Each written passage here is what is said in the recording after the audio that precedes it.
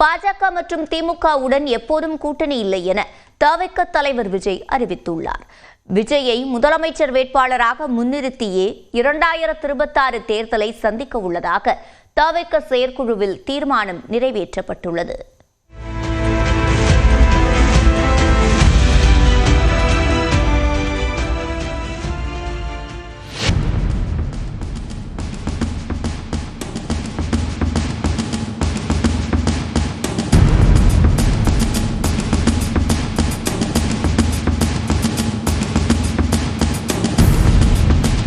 சென்னையை அடுத்த பனையூரில் தவிக தலைவர் விஜய் தலைமையில் அக்கட்சியின் செயற்குழு கூட்டம் நடைபெற்றது.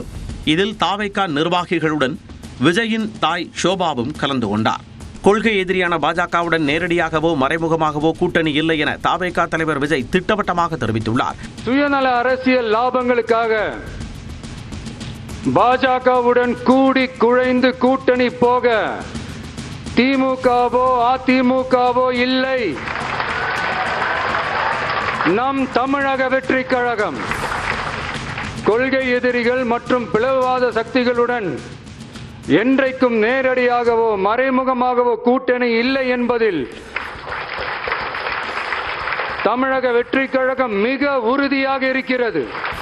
பெரியார் அண்ணாவை அவமதிக்கும் பாஜகவின் அரசியல் தமிழ்நாட்டில் ஈடுபடாது எனவும் விஜய் குறிப்பிட்டார். ஒன்றிய அளவில் மலிவான அரசியல் ஆதாயங்களுக்காக மக்களை மத ரீதியாக பிளவுபடுத்தி மக்களிடையே வேற்றுமையை விதைத்து அதில் குளிர்காய நினைக்கிறது பாஜக.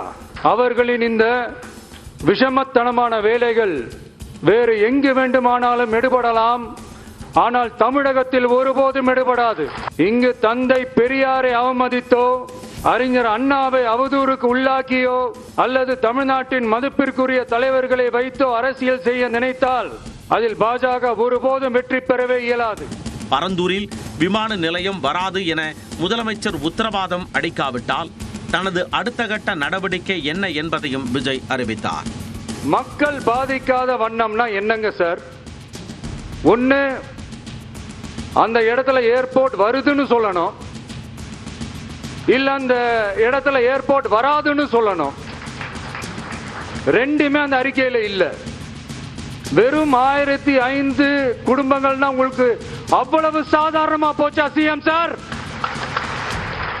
அந்த இடத்துல விமான நிலையம் வராதுன்ற உத்தரவாதத்தை அவங்களுக்கு நீங்க கொடுக்கணும். இதையெல்லாம் நீங்க செய்யாம எல்லாத்தையும் கடந்து போகணும்னு நீங்க நினைச்சீங்கன்னா பரந்தூர் பகுதி விவசாய மக்களையும் பொதுமக்களையும் நானே அழைச்சிக்கிட்டு வந்து தலைமை செயலகத்துல உங்களை நேர்ல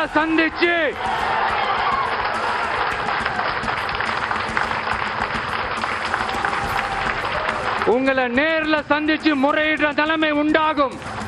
இதனிடையே தவிக செயற்குழுவில் 20 தீர்மானங்கள் நிறைவேற்றப்பட்டன. குறிப்பாக 2026 ஆண்டில் தவிக தலைமையில்தான் கூட்டணி எனவும் கூட்டணி குறித்து முடிவெடுக்க விஜய்க்கு முழு அதிகாரம் வழங்கியும் தீர்மானம் இயற்றப்பட்டது. மேலும் விஜயை முதலமைச்சர் வேட்பாளர் என முன்னிறுத்தியே சட்டப்பேரவை தேர்தலை சந்திப்போம் எனவும் தீர்மானத்தில் தெரிவிக்கப்பட்டது.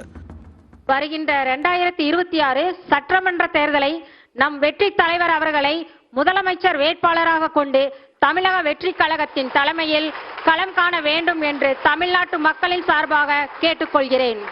இந்த 2 சிறப்பு தீர்மானங்களை ஏற்றுக்கொள்வோர் ஆமன்க. 2 தீர்மானங்களும் ஒருமனதாக நிறைவேற்றப்பட்டது.